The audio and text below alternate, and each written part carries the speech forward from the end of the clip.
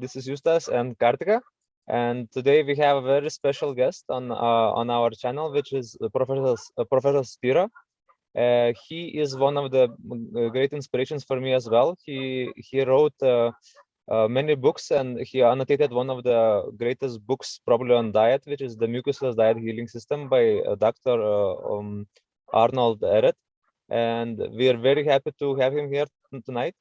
He has transformed his own life around 20 years ago in 2002, and we're very happy to have him here to ask all the questions and to see what's happening in his life, how was his transformation, because we know that he lost over like 100 pounds in 1 year, which is like 45 kilos, and he got rid of many health problems, and he transformed his life by also first reading the book from Dr. Arnold Ehret. So welcome, Professor Spira. Very grateful to have you here. Greetings. Thank you for inviting me. Yes. How are you doing tonight? For you this morning, for us this evening. How are you doing this morning? I'm doing really well. Yeah, I've actually been into I don't know if I call it a fast. I just juice, just all juice for a couple of days, and it's not a big deal. I just do that every once in a while to kind of hit the reset button, and so I'm feeling good. Actually, I'm also doing the same thing. Like this is the second day that I'm having only juice, and I've been on my healing journey for quite some time. So actually, this is around the 40 for me of having nothing but watermelon as well. So Nice. Yeah. yes. So been also doing some more fasting and cleansing, and the watermelon season started here, so that's why also doing some watermelon. And yes.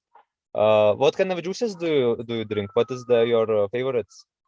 Just fresh pineapple. We've had decent pineapples this year, so pineapple, and then I might throw a lemon in there and some mandarin oranges or something like that. But the core of it's the pineapple, and that's my favorite. My second favorite would probably be grape juice, fresh grape, if the grapes are decent. Though they're always hit and miss, but I like to, if I get some good grapes, and putting those in a juicer is pretty good. Amazing. Yes. We love pineapple juice as well, and Kartika's favorite juice probably is pineapple as well. Yeah. So would you like to tell us a little bit about how did you come across Mucusless Diet Healing System, and then what was your journey? Did you go through a lot of detoxes, and how did it all go in the beginning? Yeah, so I was about 300-pound former high school football player, was at the College Conservatory of Music learning how to be a jazz trombonist. And I was sick all the time and had been sick a lot. Just growing up, I was taking pharmaceutical medication, and they said, oh, you have allergies. I would get ear infections and be blowing my nose all the time, and had hemorrhoids and chronic gas issues, and just a bunch of different things that for a lot of people are normal, and they didn't have any remedy. They just kept giving me new drugs or saying, oh yeah, well just take Pepto-Bismol, or here's Lactate or whatever. And so when I was in my freshman year of college, I met somebody by the name of Willie Smart, aka Brother Air, and he was the one that introduced me to the Mucusless Diet Healing System. And as the story goes, we were at a jam session, and it was in between, and there was like a little buffet with all this food, and I had this big plate of all this mess on there and the chicken wings and stuff, and I was like eating, and his face just turned like he wasn't going to be able to hold it back, because to that point he wasn't really trying to tell, he was just kind of keeping the diet to himself. And at that point he was like, I gotta say something about this. And so he started to just talk about diet, and before I knew it, I was just looking down at this plate just like, and I knew that everything was going to be different after that my life was going to be changed. And he told me about the Arnold Ehret's Mucusless Diet Healing System, and so I went and got the book and read it and started practicing it. And in the beginning, the book just sang to me. It just really resonated. It made so much sense. It was what I had been looking for, because I had so many questions about why do humans do what they do? Why is there so much suffering in the world? Why is there so much disease and pain and all this kind of stuff? And I just was like, you know what, this has all the answers I was looking for. Like, this is remarkable. And so, those early years, it's not easy. This is not an easy path. I tell people, I try to tell people right from the beginning, like, this is hard work. There's social challenges that most people have, dealing with family members that are really not happy with you changing your diet. It's like, as long as you're harming yourself, eating terrible, then everybody's fine. And then, but as soon as you start saying, oh, I'm gonna eat more fruit and vegetables, it's like you just cussed everybody out and everybody's mad at you. And so, but I kind of just had this attitude, like, I didn't care. It was like, this is what I'm gonna do. I don't care if people think I'm crazy or whatever social. I'm not trying to fit into that anymore. I'm ready to get out of that whole world, just that whole social system. I don't need to be a part of that. And I was real lucky to have Brother Air and his family and other people in the community that practiced the Mucusless diet. And so that gave that support and the structure that I needed at that time, and the mentorship that I needed to be able to just really excel and take things to, as far as I could take them. And Brother Air, a couple years into practicing the diet, he started doing these really long fasts, and I was with him every day, so I could see it. It wasn't like hearing about it secondhand on YouTube or something, where it's like, oh yeah, I'm fasting. It's like, I'm there. I know he's not lying. I'm seeing it, And so, that had a big impression. And then I started doing longer fasts for several years. I did long fast. And then, then after that, but I'm a huge advocate of the transition diet. And I really got into studying the art of gradualism in terms of changing your diet. Because a lot of people try to make huge changes overnight that are unsustainable. And so there's a difference between being hardcore for a minute and like, okay, I'm gonna do this fast, or I'm gonna do something like that, but then knowing how to properly back it up and slow it down and ease it out and hit that, kind of baseline. And a lot of folks I noticed in these communities don't know that. They miss out on that information. So that's a bit about what I try to bring to the table when I'm in my videos and my stuff. Is I focus a lot on transition diet because no one else does. It's like, I could talk all day about fasting. I could talk all day about, the fruit periods and all that kind of stuff. But I find that what people need the most right now, which is lacking the most, is just honest discussion about transition and kind of what it takes to get to some of these higher levels. Yes, actually, I do get a lot of messages, where people would just like directly ask me, okay, what fruits should I eat, and okay, I just suddenly feel very low, I left salt. And I also tell them, like, that it's very important for you to slowly transition into it. For me also, it was like when I left salt, like I just like cut it out, and it was like difficult for my body, and I could feel like numbness, because of course there's like this switch that has to happen.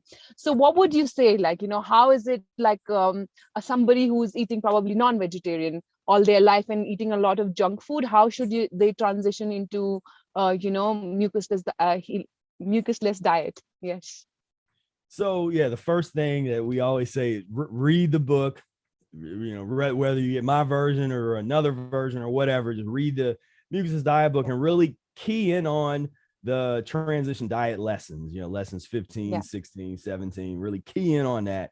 And then you start working with those menus. I like getting people started on, week 1 and 2. They're in the book. There's, weeks 1 and 2, weeks 3 and 4, weeks 3 and 5, or 5 and 6. 5 and 6.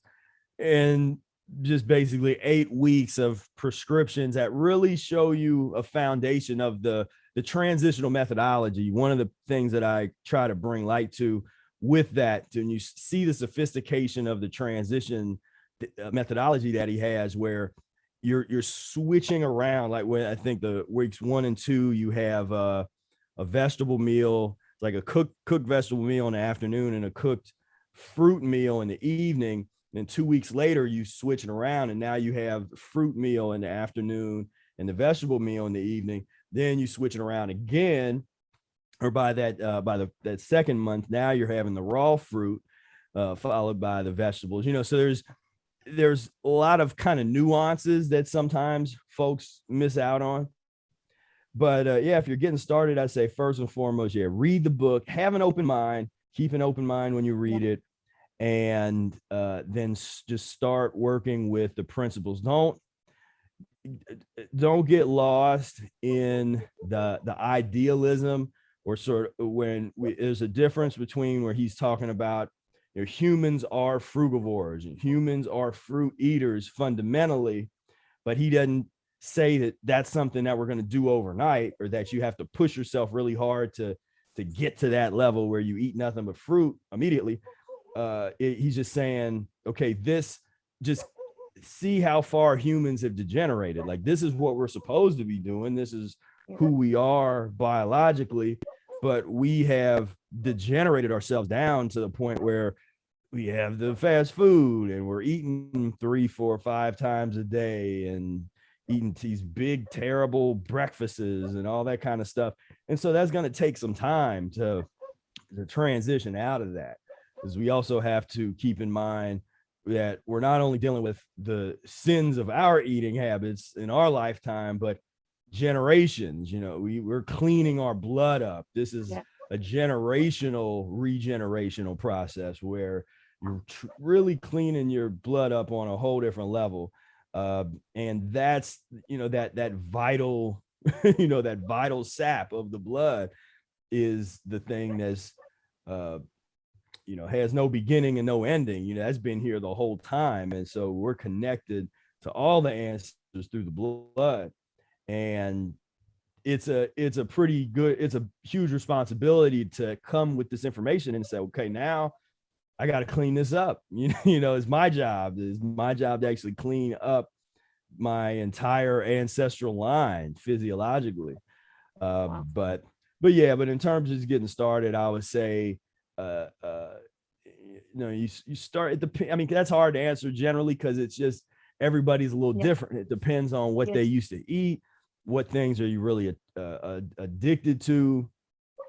For me, I just started incorporating a lot more fruits, a lot more vegetables, started working with those weekly menu plans.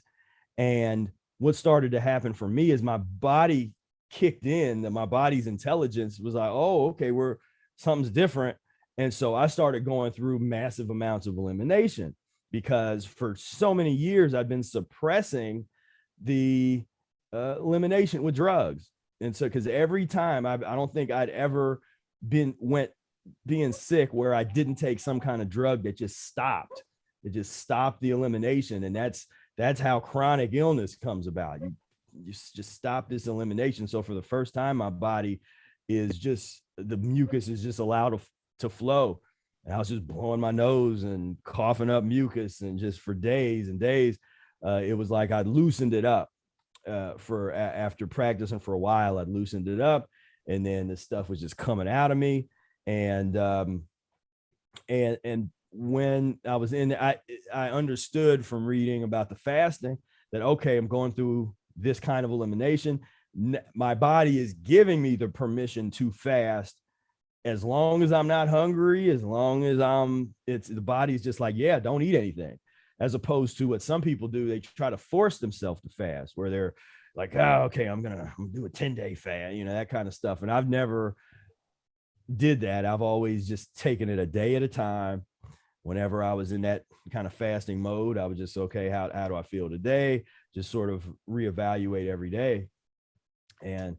But first and foremost, read the book and be open-minded, and be ready to put together a life-changing shopping list, because then the next step is just really the decisions you make when you go to the store.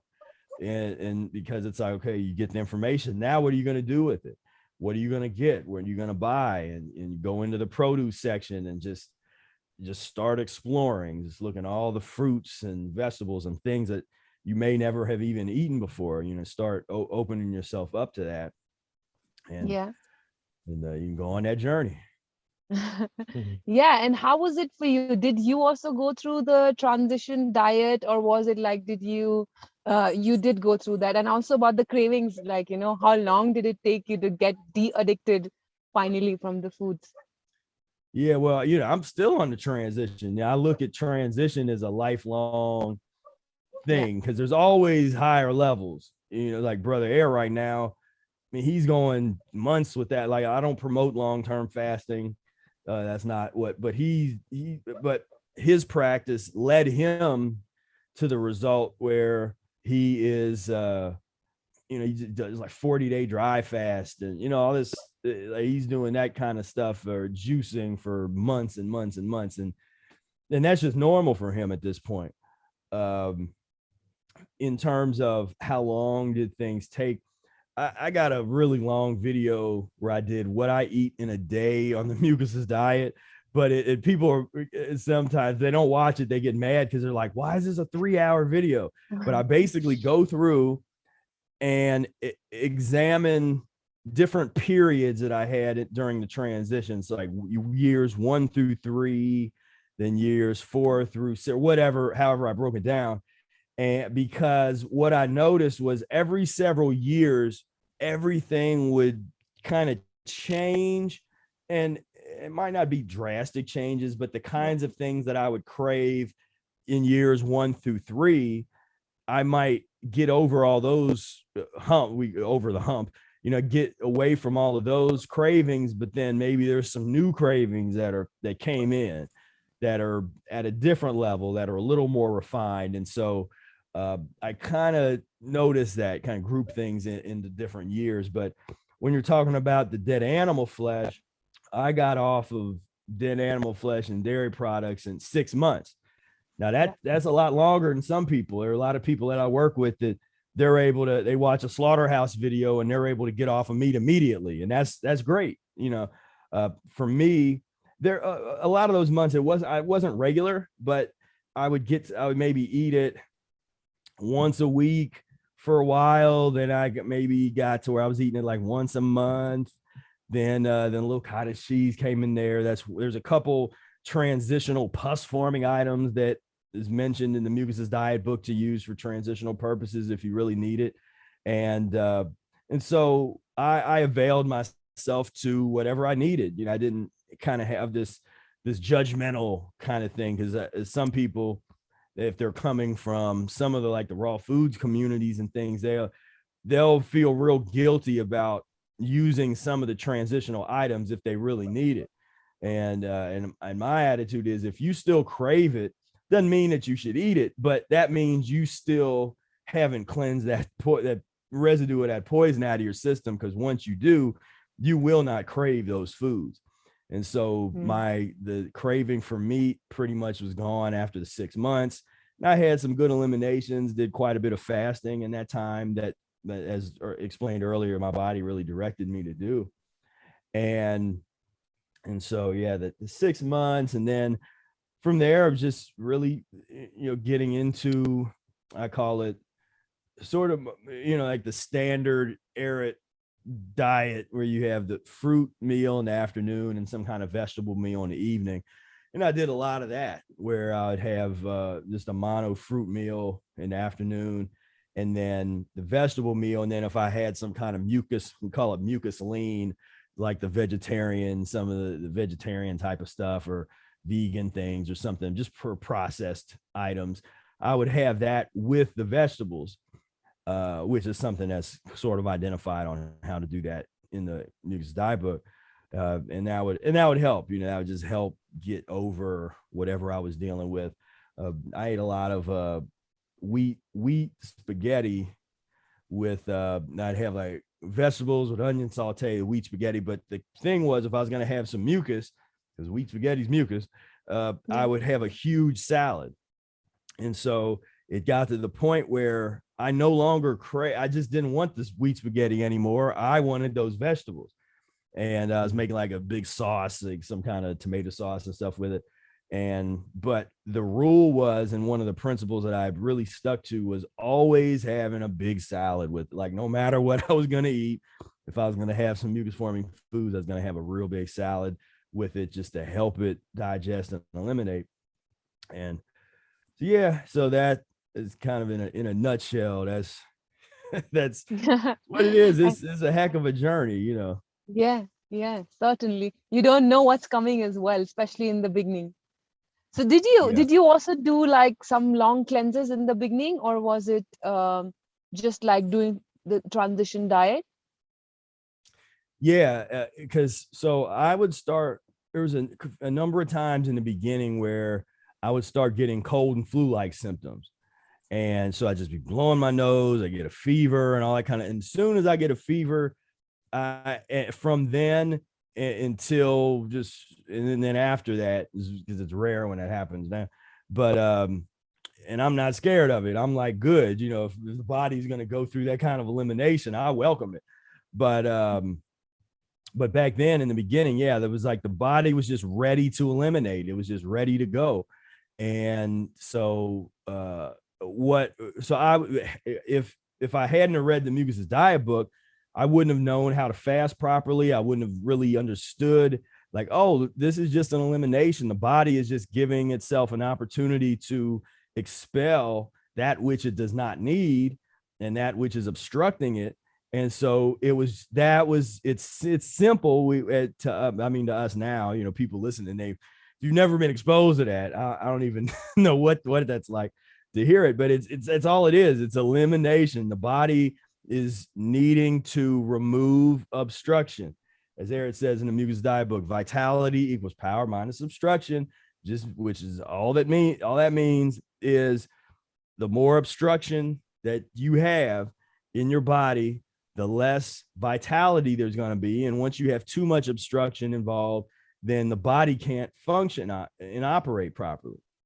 And so, yes, I had some massive eliminations. Now, one thing I have to mention that a lot of us in the community do, and was very helpful for me, was the lemon juice and distilled water enemas.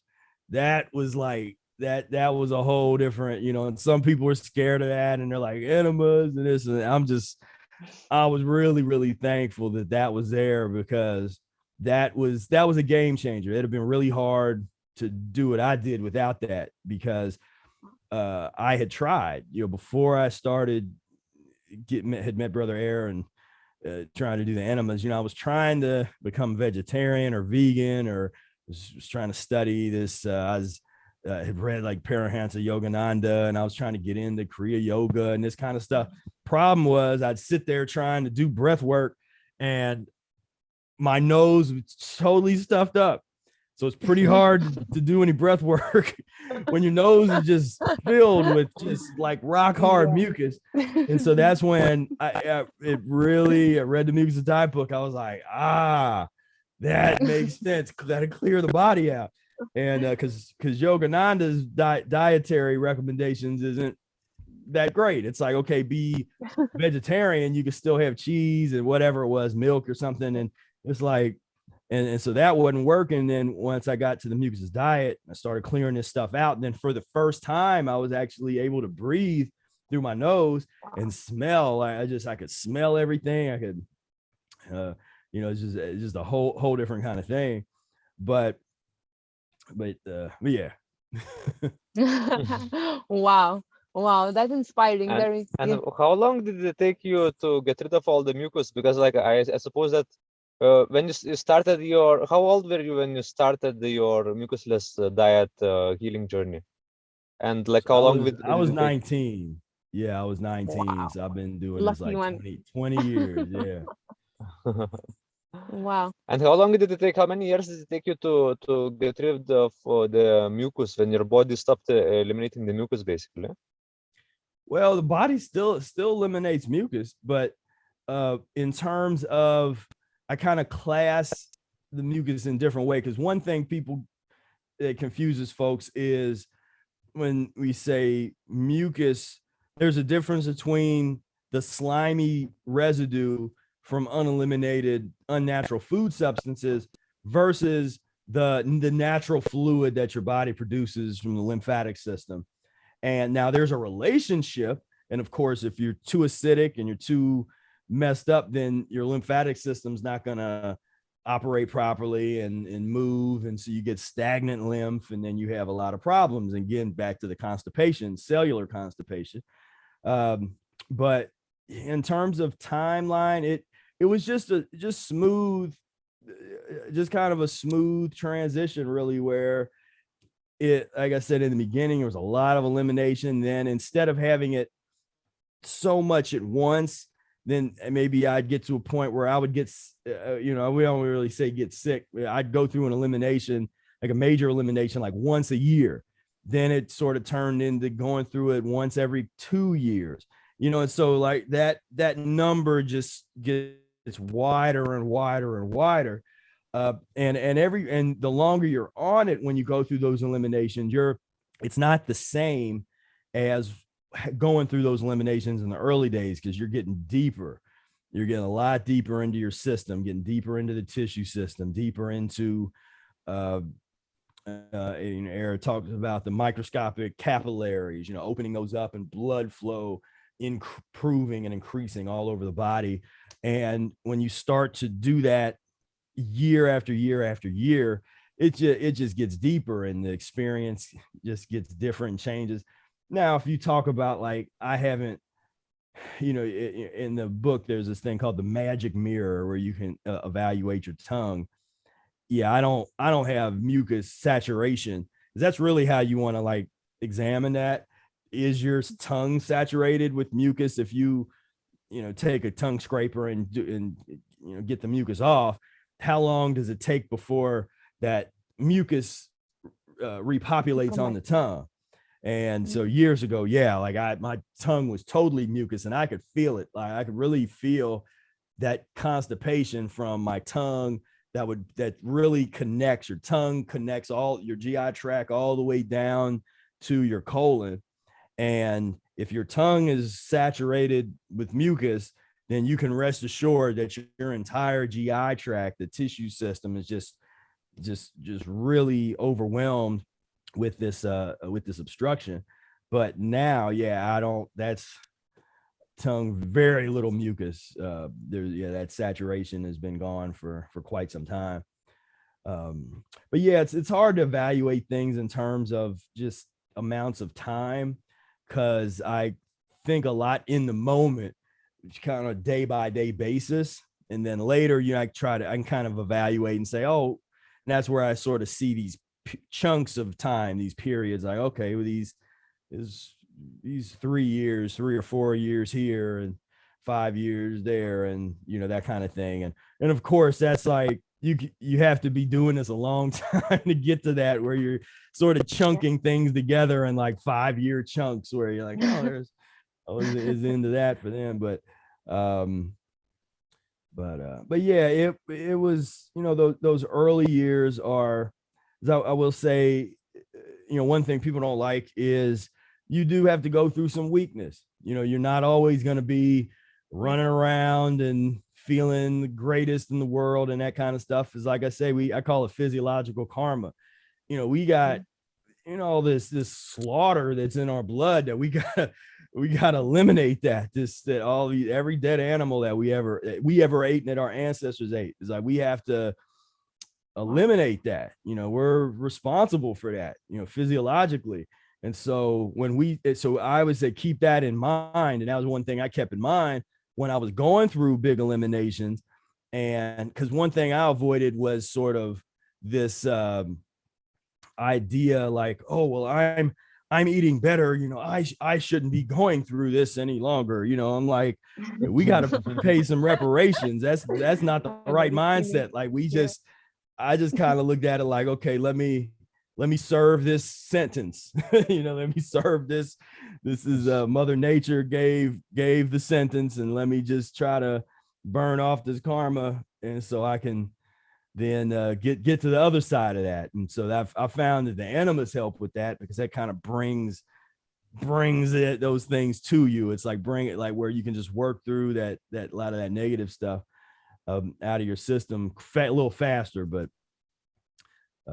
you know, then there is an emotional component, and I studied a lot of different, you know, just emotional release techniques and all that kind of stuff. But the one that was the most helpful for me was something called the Sedona method.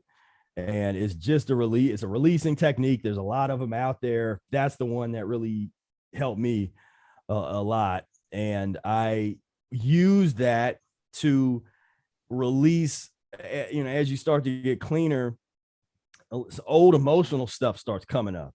Things from childhood, things from the ancestors, you know, you just start getting all this stuff coming up.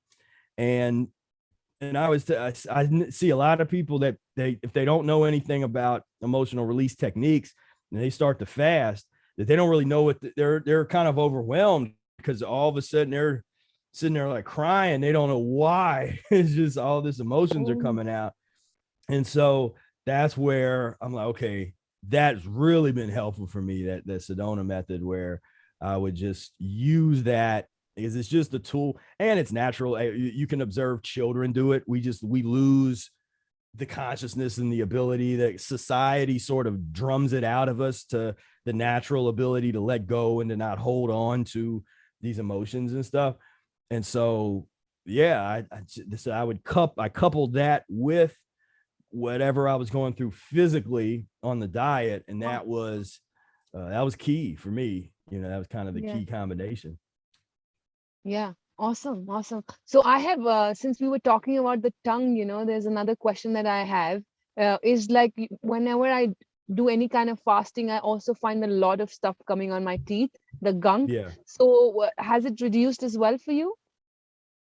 Oh yeah. The gunk. Or you don't I mean, that's like, because you start to see mucus coming from everywhere in your body, from your eyes, your ears. Yeah, you get that mouth mucus, slime, gunk in your tongue, skin, you know, just everywhere, and your mucus starts coming out. Then you do those enemas and you start seeing the big that we call it the mucoid plaque, and the big slime and the tapeworms and pinworms and all that good stuff. And for us, that's just another day in the office. But a lot of people, you know, they're like, what is that? No, I don't have that. And he's like, yeah, you want to bet? I bet you do have this, but you haven't did what you need to do to get it out, you know? Yeah. Wow.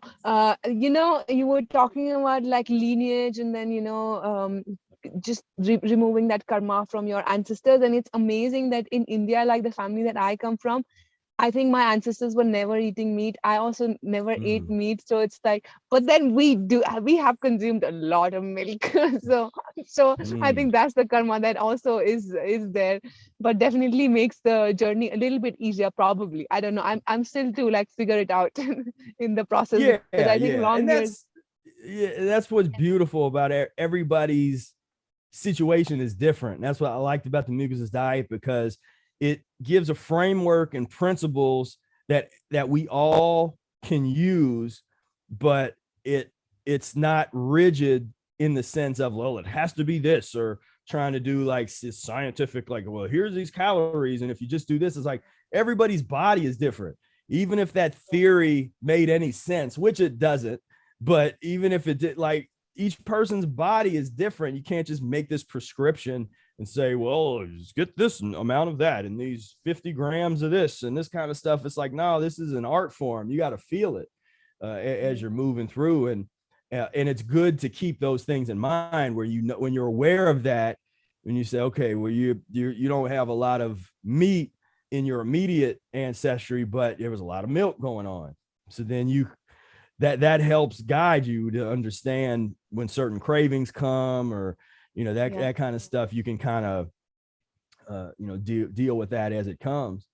And, but yeah, that's really fascinating thing when you start to that's something to meditate for folks that like to meditate, just really meditating on your bloodline and your stomach, the history of your stomach, and where is it just puts into perspective where you're at and the kind of work that's in store for you on the path. And when you think like that. Yeah, it's like a holistic journey. It's not just like the food that you change, but like it's like emotional stuff, spiritual stuff. You have to work on all levels, and then changing your environment as well. Right, like it's completely like a full on process that you have to follow. Yeah, So holistic healing we need to do, like yeah, and it's going to be, of course, some people will have more to work to do like towards their physical bodies, but some other people might have to work more on the emotional parts and things like that. But everything is then connected anyway. So like, whichever place, you have to start, you have to start. So it's very important to like, just to take first steps and yeah. And for me also, like, actually, I just like realized that also for me it started in around when I was 19 years old. That's when I first became like vegetarian, but I was when I was 19, I was still consuming like some fish like once a week. And it's like there's these beliefs basically that are like really entrapping us into these how to say, oh, I need a bit of that and a bit of this, and it's like no animal protein. I came from bodybuilding perspective as well. So my food I was not really having many cravings. So I was just like more my mind was actually putting me towards eating that way. So when I was 19, I watched some documentaries about, I think it was Earthlings that I saw. That's like 10 years ago. And that's like, I realized that I don't want to contribute to this. This is like, this is really sad. Like, and I knew people were vegetarian, so I decided to do it. And then like for me, this transitional diet would actually happen just like that. Like, I just kept on improving on my diet slowly.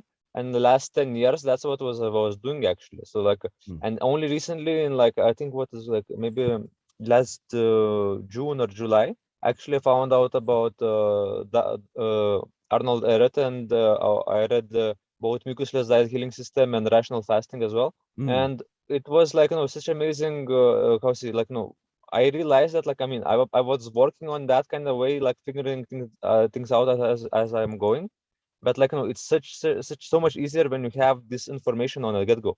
So like, this is like a really amazing. And yeah, and like since last June also, like I've been eating only fruits, and that's like, been like transformative for me. And it's really crazy that how I'm not having any more cravings. I mean, for quite some time, I've been on only raw food for last 2 years. And then like since last June, it's been that I've been eating only fruits, and I realized that like I already like did so much work towards that. So like it's much easier right now to eat only fruits, and I'm not don't want anything else but fruits. And even now also like trying to figure out things that how much to eat.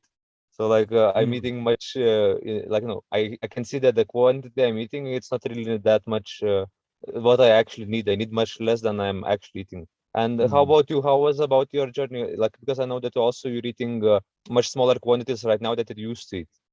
How much are you having in the family?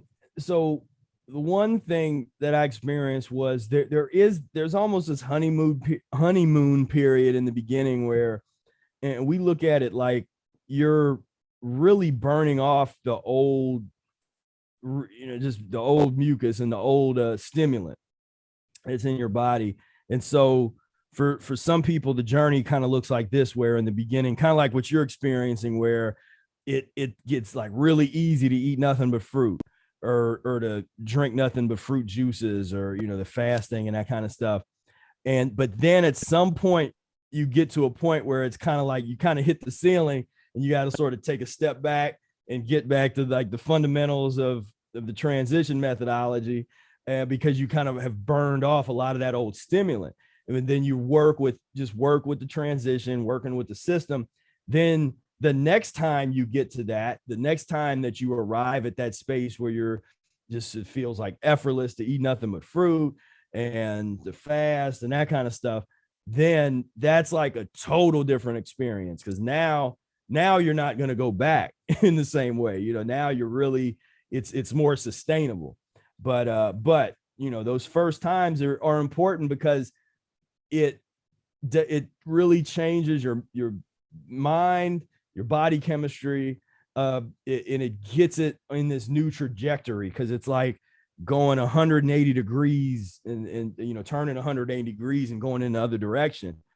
And so that the body is the opportunity to kind of do that, to just kind of stop, just turn, do that U-turn.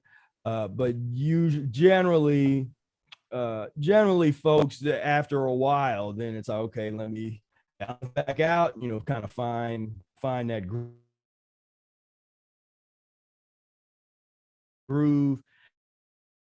I mean, you're doing, when people can just eat mucuslessly, you know, and they get into just fruits and vegetables and stuff, you know, that's where it's at. And to me, and so, you know, having the majority of the meals be just as mucus free as possible is really important. But yeah, it yeah, I definitely had, because I did, what was that, like, I think 3 years into practicing a diet, I did like a 6-month long my first 6-month long juice feast or cleanse or whatever you want to call it.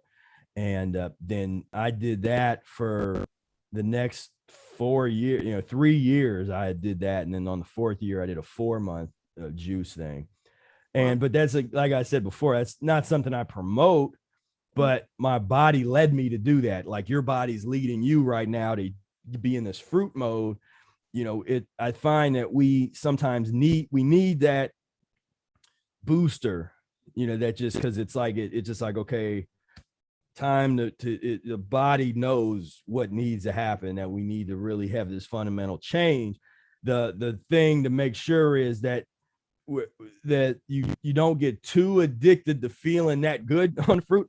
But when the body says like, okay, good job, now let's bring it back and hit the baseline, that you're able to come back. Because I've seen some people do that where they really didn't transition, and then they were eating nothing but fruit and this kind of for like a year or however long. And then when their body got to that point where it was like, look, we need to balance out, they didn't know how to, they didn't know what to do. Because especially if they was before they had read the Mucusless Diet book, they didn't know what to step back to. And so they had some issues. And so I've worked with a lot of people that have done that, where they were like, I did this long fast, or I ate nothing but fruit for a real long time. And it was like, well, that's cool. Are you able to take that step back, you know, have those, get back into the salads, get back into, you know, there's different levels of the transition. But yeah, that's all part of the journey. You know, the more that you really get in tune with your body, and you start to just understand your body on a whole different level. And when you have that connection, then it takes any of the guesswork out of it. And once you get enough of the toxic waste and the stuff out of you, then, is in the beginning, you want to be careful with with everything being intuition, because the intuition is flawed. Because with the addictions and a lot of the toxic waste and the old eating habits that are there, what you think is intuition is actually addiction. It's in a lot of cases where it's like, okay, my intuition is to eat to eat this mucus. It's like, well, no, that's not intuition. That's addiction. And so there's a difference. And that's one of the challenging things, I think, in terms of the art of this practice and the art of this transition, is because you do sort of go through that transformation where you can see like your intuition is not, that it's clouded, it's obstructed, it's not really pure, and you're craving these things that you really don't need. And then you start to move through and get to this point where you notice like, wait, I'm craving things that I'm supposed to actually put in my body. it's a different experience. Like, oh, I'm craving for, like, I don't want ice cream, you know, I don't want bacon and eggs. Like I just want pineapple, and I want fresh pineapple. Then like, once you start getting mad because you can't find good fresh fruit, then you know you're on the right path. Because then at least you guys might have some beautiful fruit down there. Here it's not great. and so, you know, been in my process of relocating, but you know, you know, I have family members, had a family member that got sick, so I've been helping that situation, and so that kind of thing has a way to slow stuff down there. But I will say, just along those lines, is, you know, Brother Air, who had introduced me to the diet, he kind of showed that the diet can be practiced anywhere. That yeah, it's way better to be in a tropical climate that has, you know, good fresh fruit and out in the woods, and that's the best.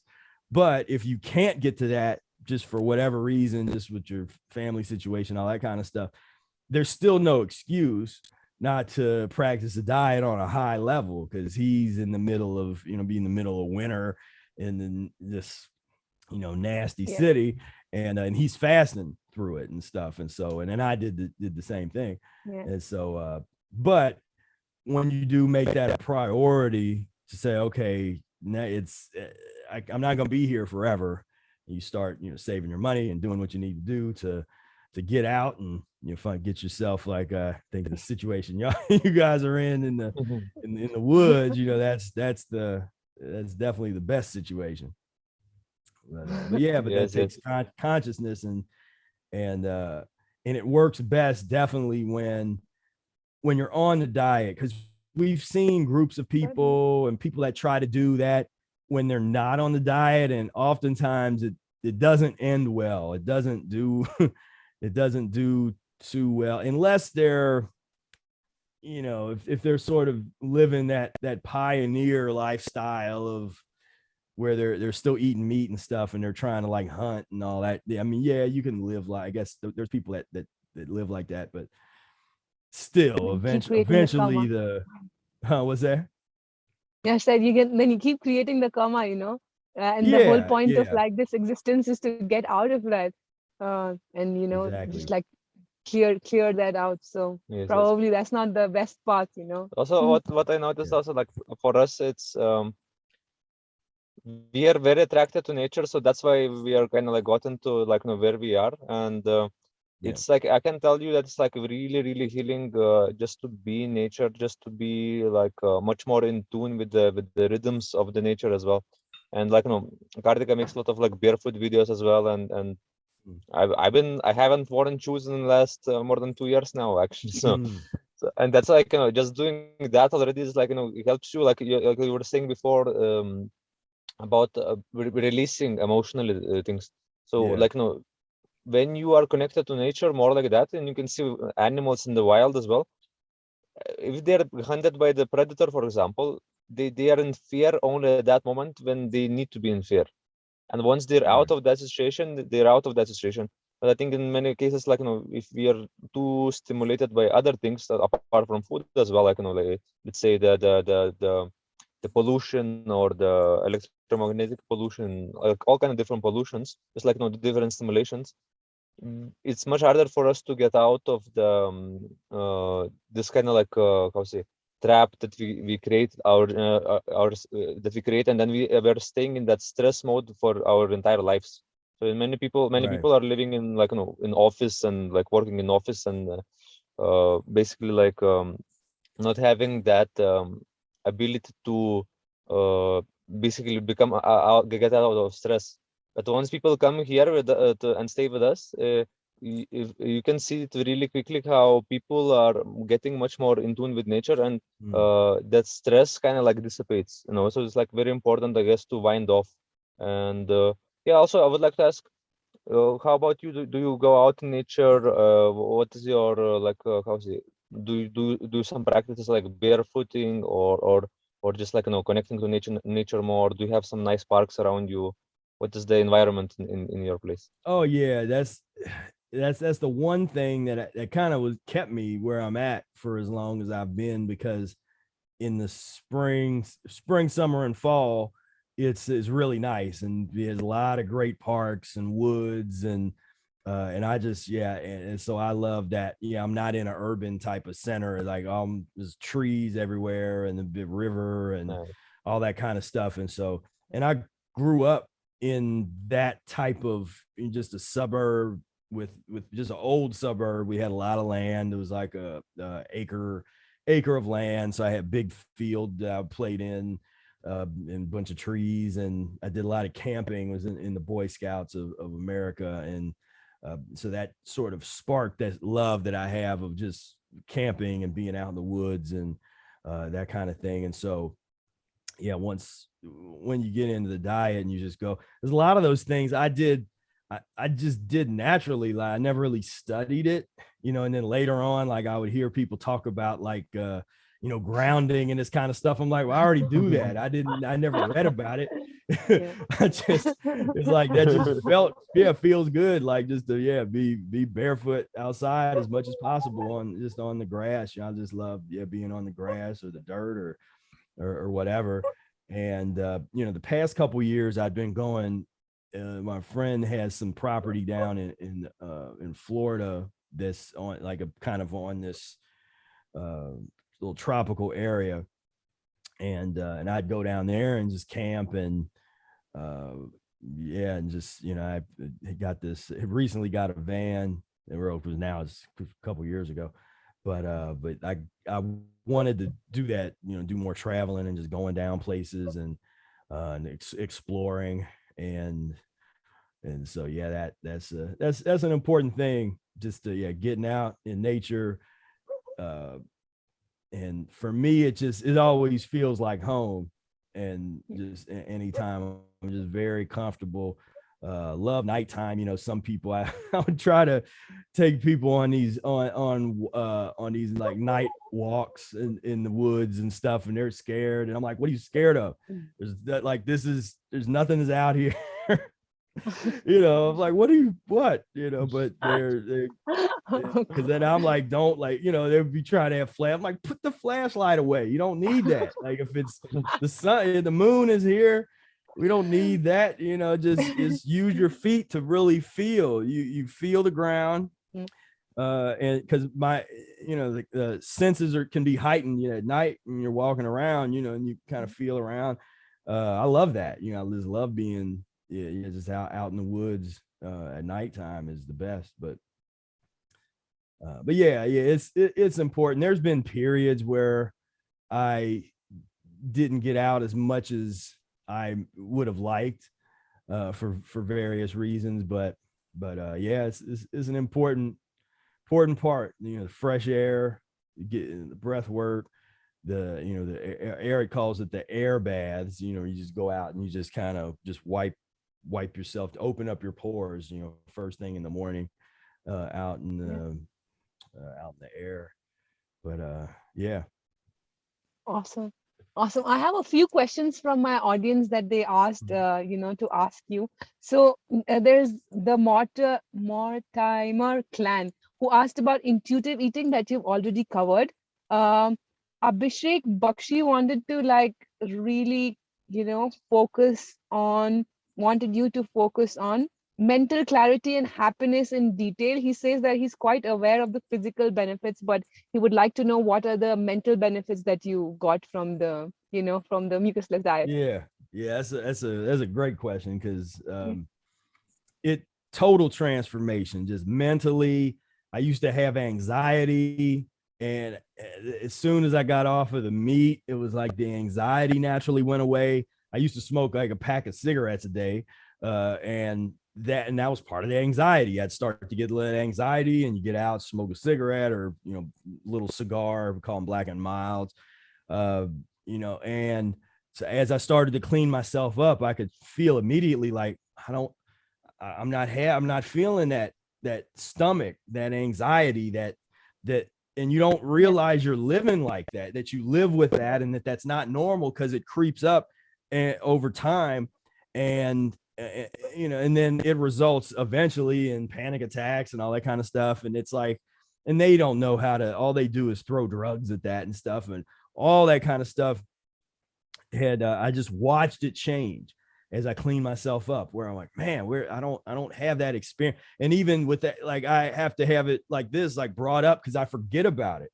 And I forget about that experience. I don't even talk about that much when I think about it. But it's like, I used to have anxiety almost every day, and there was no reason to. Is what you mentioned earlier, that the kind of that just because of how we're eating in our environments, is this constant fight or flight adrenaline that's 100% unnecessary. There's nothing that's going to get you.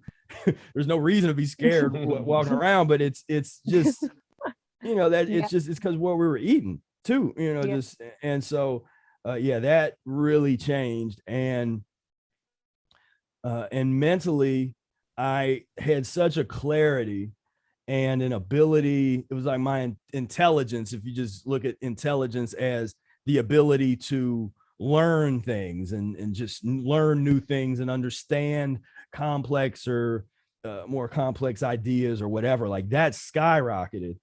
And that allowed me to stay in academia, because I hadn't planned on getting a PhD and, you know, 2 master's degree and a PhD. I wasn't originally going to do that, but as I got into the diet, the academia became a place, kind of like a safe haven. It was like, okay, it's some place that I can be. I'm kind of good at this. I like working on myself and studying, because as I would study the stuff I needed for school, I was all studying all kinds of other stuff that I put together my own curriculum of books and all kinds of stuff. And so the mental clarity that I had, I mean, that enabled me to go on and get, you know, 2 master's degree. I got a PhD. This is in the field of music. And Wow.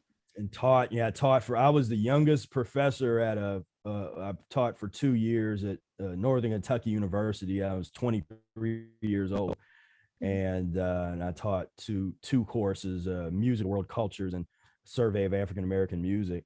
And that, I couldn't I wouldn't have been able to do that without the diet. You know, that kind of, that just wasn't there. You know, that kind of, you know, it's just too sick and you really couldn't think clearly. But yeah, so once, you might go through some periods of, you know, the brain fog, and there's, to get to that is not always the easiest. You know, there is some elimination that you had to go through, but once you get there, is definitely like, I went for anything in the world. Just that, I love that clarity.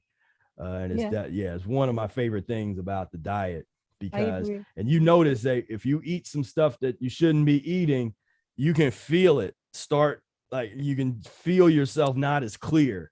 And so that keeps me, keeps me on track, because I don't want to lose that. You know, I really like that. Yeah, I think for me as well, I think this is the most important reason why I got into the food as well, and like could stick, is because of the mental clarity and how you feel. So nothing tastes as good as how you feel, you know, and like just like your life becomes so much more richer. And I have felt an incredible amount of like change in my mental health. There's this presence that comes, and there's no clutter in the thought. It's amazing how it can help with mental health. So there is another question, which is, how would you, so he asked about if you did any juice fasting, that we've already covered. And are there any drastic efforts one feels if he opts for juice fasting versus only water only fasting? So I think he wants a comparison between, you know, juice fasting and water fasting. How would you go about it? Yeah, so I mean, water fasting is you got to be ready for that. And I tend to not, you know, recommend that to everybody. There's some people that they're hardcore water fasters, and they promote that, and it's like they're against juice and that kind of stuff. You know, I like to recommend Arnold Ehret's methods, which and it's interesting because it confuses some people. So he talks about a water fast that he did that was for a long time was the world record long monitored fast, the 49-day fast, which was a water fast. But even he recommends, he's saying, look, don't do this. I just did this to show you what humanity is capable of. But if you need to drink something, particularly something that's going to help loosen the mucus, just to keep it moving. So even if it's just drinking a little bit of lemon juice or some lemon water, or a little bit of fruit juice, that from Ehret's perspective, that it's just rational. You know, that's what the book Rational Fasting. It's just rational to have something to just keep the stuff moving, because you don't want things to just sit there. And also, Ehret recommended doing enemas, which during fast. Like if you don't do enemas at any other time when you're fasting, that's a really important time to do them, because you can just get so much stuff out that you had no clue was there, because you've given your stomach a break, and you hit it with that enema, and all of a sudden now this stuff is starts being released, and it's like, okay, you start to see what we're talking about. But yeah, water fast, it definitely has its place. It's a tool. I don't recommend it a lot unless somebody, I think like, okay, this person really needs that. I tend to recommend dry fasting more than even water fasting, and that's very specific. That's not something I talk about publicly. That's something that's, if you have certain symptoms where the edema, or sometimes you get different lymphatic stagnations, and maybe in the gums or different places, or that kind of stuff, then going a couple days dry can be good. But again, don't try to run around and all that kind of stuff. Just chill out. If you're going to do that, just lay down and go through that. I would still do enemas through it, but I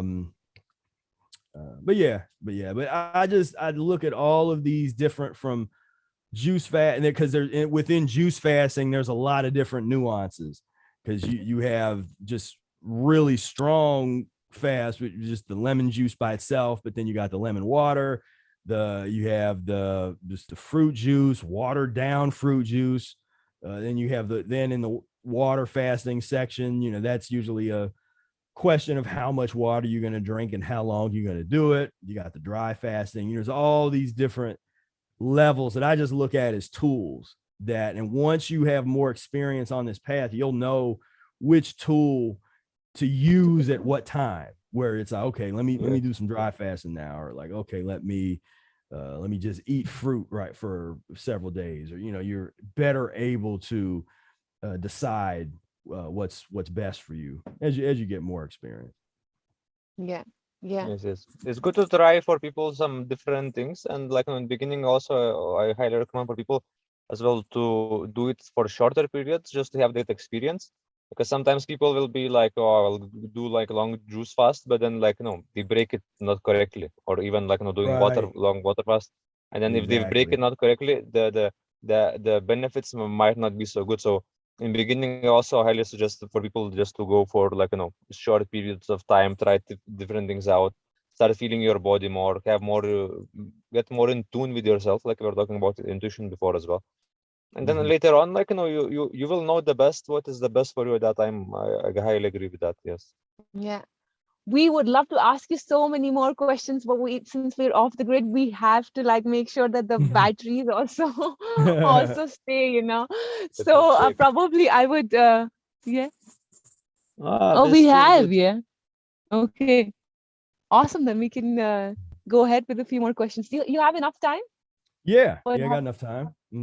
Yeah, awesome then. So how do you feel about, like, since you were mentioning so much about enema and this with lemon water as well? I haven't tried it much. I tried it one time, and then I kind of I'm a little bit confused about the gut microbiome, how it happens, and also I'm sure you have experience with colonics as well. So would you like to just give your point of view around that? Yeah. So with the kind of the microbiome, like those concepts, it's like there's so many concepts that we have that are based on somebody selling products, and so they sort of construct these ideas. We see it all over the place in nutrition, and it's just even concepts like Arnold Ehret literally invented the term intermittent fasting, but it's just been in the last 10 years or 15 years where people marketing other diets stole the term and then try and really misappropriate it, because their definition of intermittent fasting is problematic when you look at Ehret's original usage of the term. So with some of those, like, I've never really thought like that, and just was concerned, from, I believe, the stomach is going to do, as you clean it out, it's going to do what it needs to do, in terms of, you're not going to clean out all the, there's like the good bacteria and all these, again, some of these theoretical frameworks that I find to not be useful, because very rarely do they deal with true elimination on the level that's necessary, in terms of just real whatever term you want to use, or detoxification or elimination. And so yeah, that's just one of those kind of concepts where I'm like, I've not seen that be a problem. That a lot of times people that talk ill of enemas have never really done them, and they've not done them every day. They'll do like one enema and they'll be like, oh man, that made me constipated. And they'll go write in a book, it's like, enemas are dangerous. They can be constipating and this and that. And it's like, we recommend doing them. If anything, we would recommend, when you're really getting into them, do them regularly for like 2 weeks. Whether you do like once a day or something for 2 weeks, because those first couple might be rough, and it's gonna be weird feeling if you never did it before. But once there's a kind of an accumulative effect in terms of the cleansing and the healing. And when you combine that along with the transitional menus, and if you do get like a day or two of fasting in there, you start to see the benefit of them. Like, oh, okay, I see. But I have a blog post that you could look up, that it's like, it has the how to do the lemon juice enema. So there's a how-to video, and then the instructions are on there. And so I created that because, where it was like, all right, here's exactly how you do it. This is how because too, you want to, really relax, and it's almost like a meditation, sort of this like enema meditation, where you put like the incense and some candles, and you want to be real relaxed. Some people they'll be like, man, I'm having trouble doing these enemas, and they're trying to do it clinically, like where it's real, they're so nervous and this kind of stuff. And it's like, well, yeah, you're going to have problems with that. You got to be relaxed. And because it's a real kind of therapeutic kind of experience, having it be warm enough, the water be warm enough, have enough lemon juice in there. And I talk about some of those details in that blog post / video. But yeah, so with colonics, I just look at that as it's just another tool. So for me, it doesn't replace doing enemas. And this is where, we'll have disagreements with people, because there'll be people like, no, it's, the colonic is the best. And the problem with that, most people can't afford to have like the amount of colonics that you would really need. And you can't, unless you have your own colonic system, you can't put lemon juice in there, or they won't. And so I like seeing people do after a longer fast. It's interesting to then have people go and do a colonic.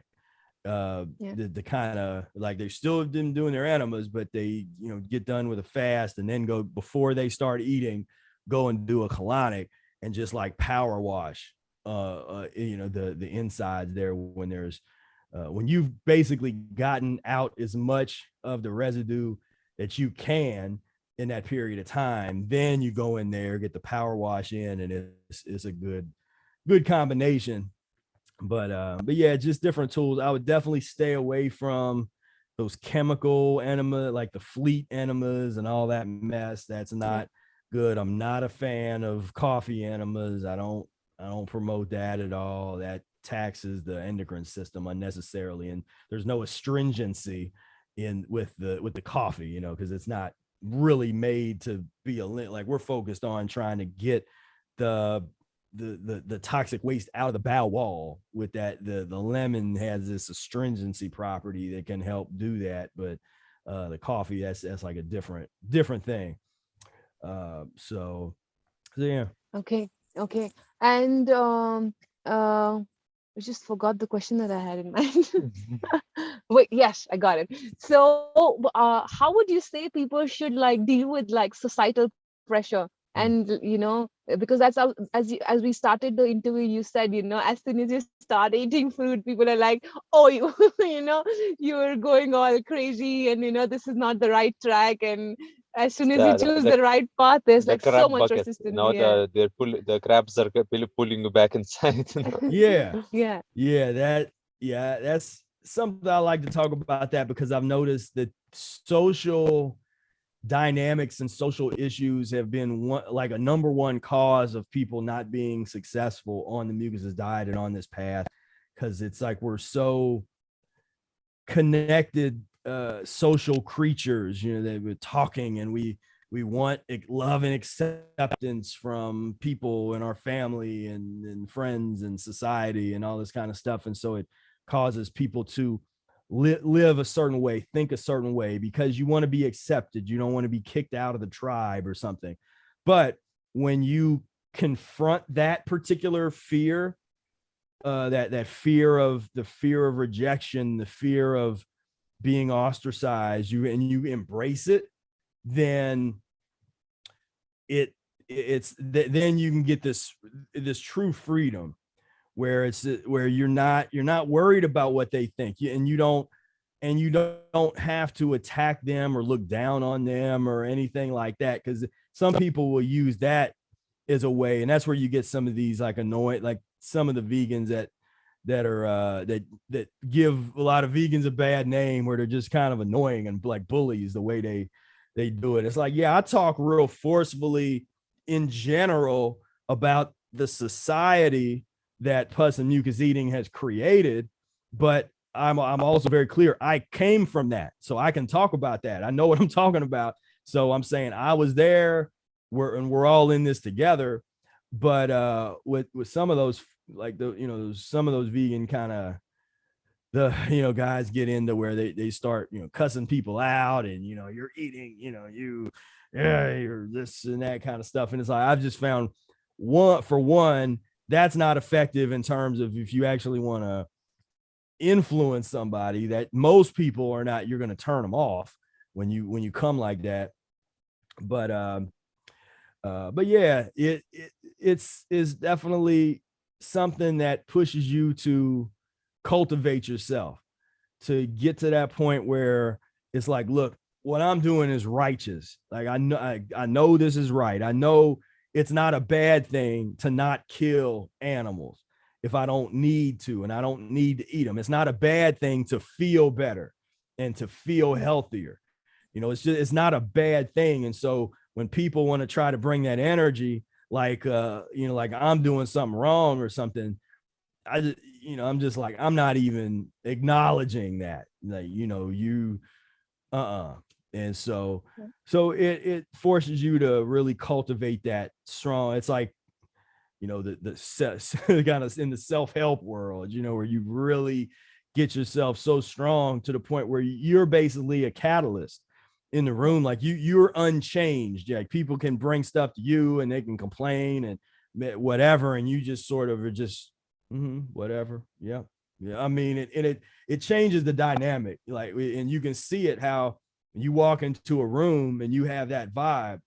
It's like, it's just different. It's a different type of thing. And it's like the cultivation of character. And that's something that I think that, young folks could stand to examine that, because there's not a lot of characters anymore, where you get these folks that sort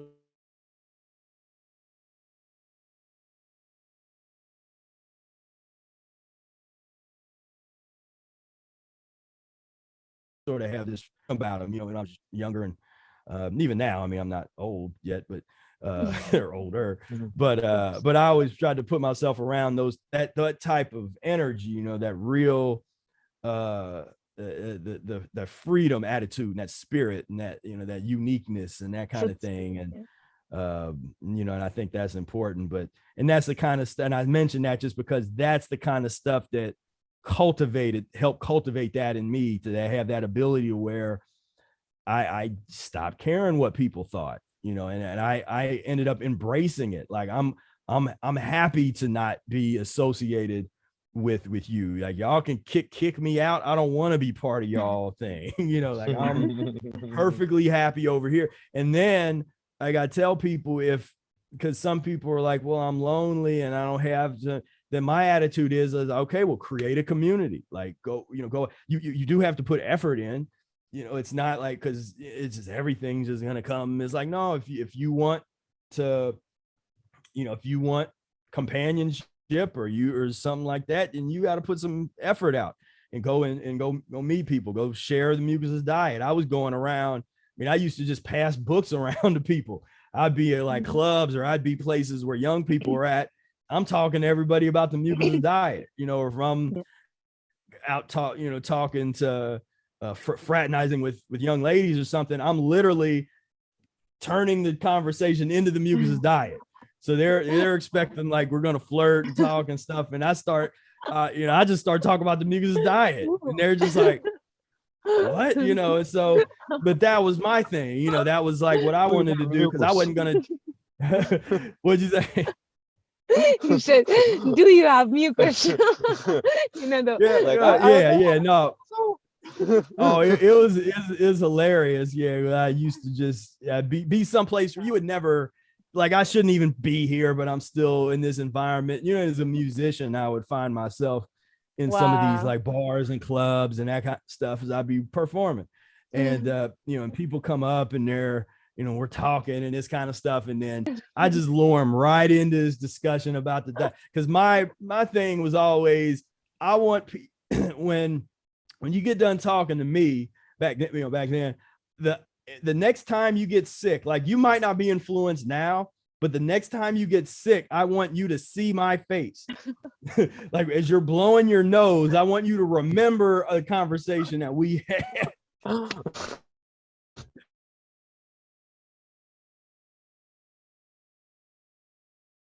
Probably, months later, and they're like, yeah, remember you were telling me something about this, we met and you were telling me about this Mucusless Diet and enemas, and I'm sick, and what should I do, and so so that's the kind of thing. It's like, because I hate it when I see folks that kind of feel, they get real kind of down about that, like, oh, there's no one to talk to and there's nothing to do.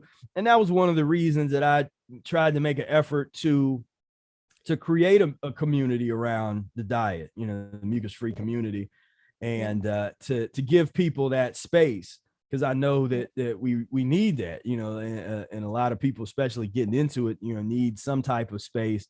And now we have the online outlets and things, and of course, with the censorship, we have to move into the decentralized kind of stuff, because I'm starting to get my videos taken down and attacked and stuff, and it's like ridiculous. Like what they're saying we have to take this down to keep the community safe. It's like, oh, I'm real dangerous. Yeah, I'm real aggressive and dangerous. It's like, it's ridiculous, but it does let us know what time it is, that it is time to do more off the grid, decentralized communication. That's just the where we're heading. And coming to that, we know that you're on Odyssey, and now we want our audience to also know that you were there, and I'm also there on Odyssey. We're also on Odyssey. And then we're happy that you moved there also. We just recently watched your interview with the brother Ehret as well, and it was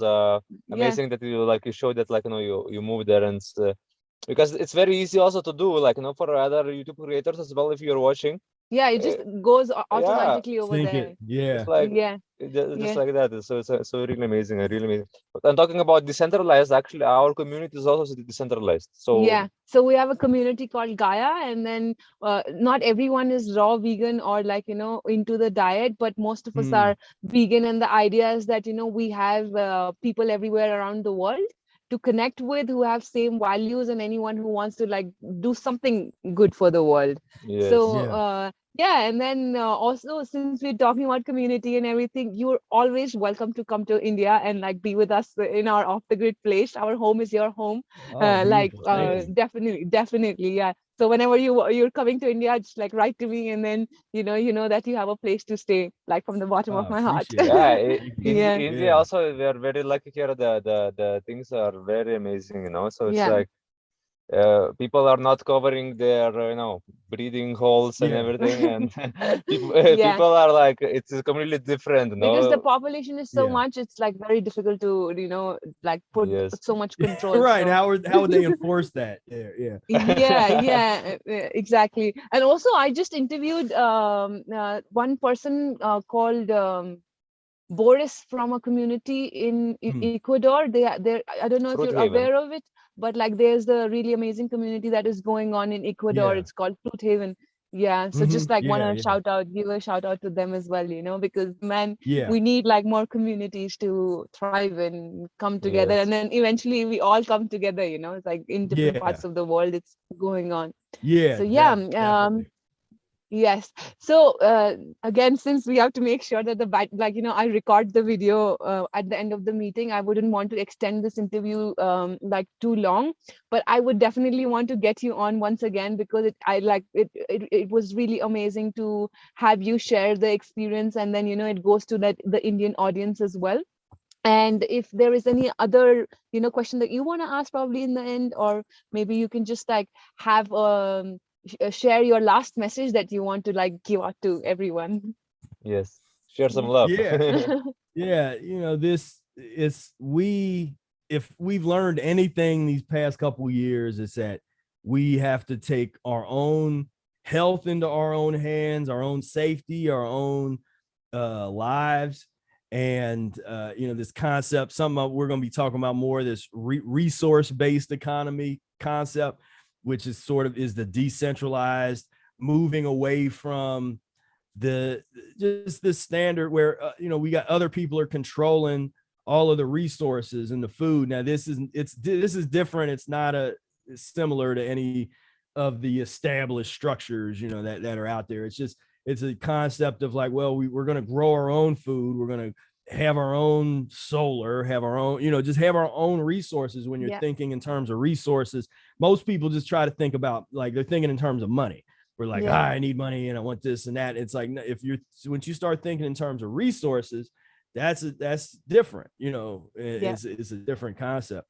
And so that's something that we're going to be into. And but I last thing I say is just that learning how to control what you put in your body is the most revolutionary thing that you can do. Yeah. And Yeah. and for all the reasons that we talked about, so like the social reasons, the physical reasons, really forces you to look in the mirror and really get serious about and honest with yourself about where you're at, what you're doing. And yeah, you can find me mucus-free-life.com is Yes. we have a bunch of free information on there. And yeah, come and Yeah. check us out. Yeah, man. Also on your YouTube channel and Odyssey channel, I'll link all the, all your places where people can reach out to you. And yeah, thank you so much. Thank you for your heartwarming, Yes. conversation. And I see you're such a beautiful being. Thank you for radiating your light and like, connecting with us in India. It's been a really, really great pleasure to like talk to you. And yeah, thank you so much. Very, very grateful. All right. To Yes. have Thank you you here. so much And for yeah, having we me. should Really definitely, enjoyed it. yeah, Thank you yeah, for all the work that you've you're doing. been Yeah, doing. it's amazing and phenomenal. It's Yeah, really like, it's changing people's lives all around the world for sure. Actually, for one more note, we went to